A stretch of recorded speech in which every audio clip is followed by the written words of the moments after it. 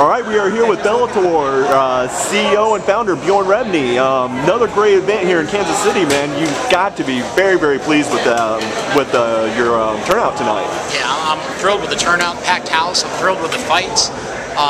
Started out a little bit slow with the first fight, and then it was just like it caught fire, and it just kept snowballing. I mean, it just an exciting night of fights, big knockouts, big submissions, big performances, and of course Aspirin and Hornbuckle. That was a spectacular performance. I can't wait to get back in the truck and watch that on the HD screens, 60 inches, because that was crazy. I mean, that was a great fight. So exciting. Now you talked about getting off to a slow start. Now Cole Conrad, there's a lot of hype surrounding him coming into the fight, and it looked like after the second round he kind of slowed down a little bit, didn't show that killer instinct. Were you expecting a little more out of him than what we saw tonight? I think what's happened here is that we at Bellator, and perhaps a lot of us that are watching, are looking at the wrestling credentials of Ben Askren and we've become a little bit spoiled. The maturation and the way this guy is progressing is freakish. Nobody progresses like that. How many guys do you know that are 6, 7 fights into their career that are putting on that kind of performance? I mean, I said it a few moments ago, and I'll keep saying it. Hornbuckle's a world-class welterweight. He's not a really good fighter on club shows or a mid-level opponent on a major televised show. He's a world-class fighter, and Ben Askren dominated him for 3 rounds, and didn't just dominate him in typical wrestling fashion, but dominated him from a submission perspective and grappling. I mean, it was just, a really impressive performance. So, Cole is still new on his career, and perhaps we're expecting an awful lot. A 2-time NCAA wrestling champion, and we'll get it. It just may take a little bit more time to get all of those skills to kind of round out for Cole. Very few guys in the world are ever going to follow in the footsteps of a Ben Askren in terms of that quick of a maturation in this game. So. Now, Bjorn, we talked a lot about Askren's wrestling. What do you think Askren's performance tonight shows about what a great base wrestling is for MMA? Well, I think it's a great base, but it's not. I mean, Ben Askren was like, light years away from a lay-and-pray wrestler. I mean, he was just, he was always moving for position. He was dominant. His ground and pound was spectacular. I mean, his stand-up is the only part of the game right now that you look at and you think to yourself, well, it's still got work to do. But the thing is, he's so brutally honest. He's looking at it and saying, my stand-up is okay, and it's got a lot of work that he still needs to do to get it up to this level. But man, on the ground, I mean, he's, there are some guys who fight for us, Patricio Pitbull, Wilson Hayes, other guys who are constantly moving for position on the ground, and they're fun to watch. And you watch Askren, and he's fun to watch. And the thing that's unusual about Ben is that the funky moniker that he got in wrestling that made him such kind of an anomaly to watch when he wrestled is transitioning to MMA. The things he gets out of them, the way he gets out of them, and the movement, how fluid it is just, it's a thing to see. I mean, I am hugely impressed with the performance tonight.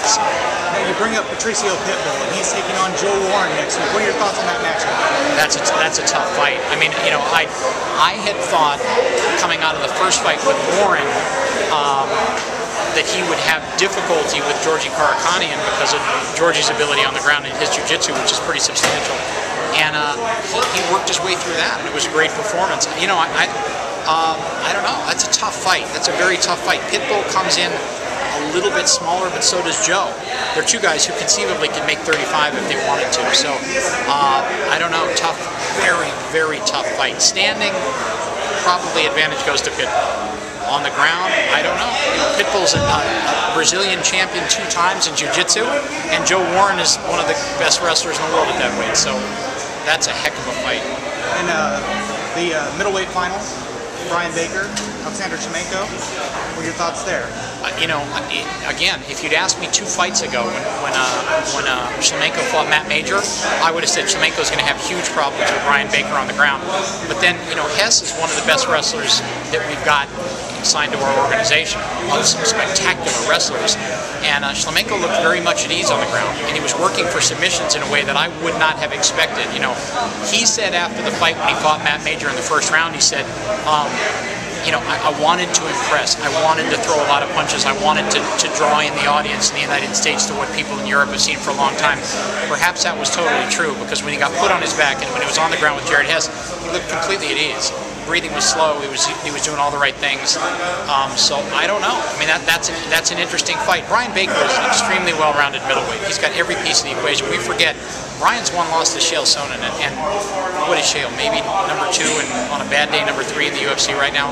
And that was a decision loss. So it's a tough fight for Alexander. I don't know what level he takes it to. He's been training in Southern California, with going from camp to camp to camp, working with great guys. An interesting fight. Brian would probably go in as the favorite on paper, but a very interesting fight I'm looking forward to seeing. Now, you've talked about a lot of the wrestlers that you have for Bellator. Do you find yourself gravitating towards recruiting wrestlers for the organization?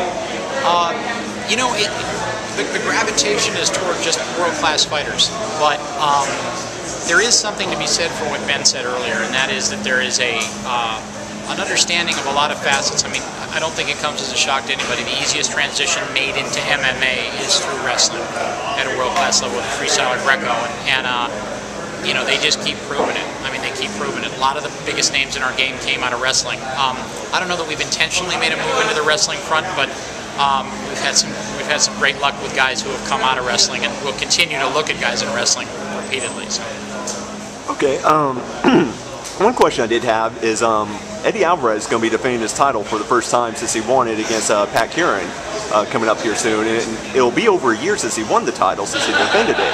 Are there any plans as the organization moves forward to have the champions defend their title more frequently than they currently do? Yeah, absolutely. The long delay between the end of last season and this season was in securing the television deal. That was the time frame in terms of being able to move from what was a great alliance with ESPN, but it was ESPN Deportes. It was a 4.5 million home universe, very, very small distribution platform. I knew that if the organization was going to take the next step from a branding perspective and a recognition perspective and a viewership, we had to get a huge distribution platform. So it took a lot of time. Eddie fought over in Japan. Of course, we just got the super fight against Josh Neer under a belt in Boston, which he looked like $1 million in. But there will be, the title defenses will come much more frequently now that the TV deal's in place, and we're doing another 12 shows starting in August, and then they're going to kick back up again right at the beginning of the year. Now, one last question, Bjorn. Speaking of your welterweight champion, Eddie Alvarez, world-class guy, what's the word from Scott Coker in putting a fight together with Melendez at some point? You know, it's funny, that's a great question. We tried without success to reach Scott for almost 3 weeks, and then he picked up, and we had a great conversation, and he was positive about it. He was receptive to it. I think he saw the angles on the fight in terms of how it would be a great fight for fans, and stylistically those guys match up beautifully. And it would be a fight that very conceivably, depending on what happens with Frankie and BJ and depending on how that plays itself out, could be a fight that could determine the #1 guy in the world at 55. He was receptive, apparently, which you know, I believe Scott on. Gilbert's got a broken hand. He's also getting married. So it's a fight that we would need to push back into the latter part of this year. I'm still wildly hopeful we can make it work. And my hope is that Scott and I'd be able to put it together. But he and I are going to talk again. His LA show just ended. This show ended. Of course, we got another one next Thursday in Louisville. But as soon as that's over, I'm going to get a hold of Scott and see if we can try to put our heads together to make that fly. That would be, from a fight fan perspective, I'd love to see that matchup. Absolutely. Well, Bjorn, thank you for your time, and appreciate the hospitality, and it's another great event here. Thank you very much.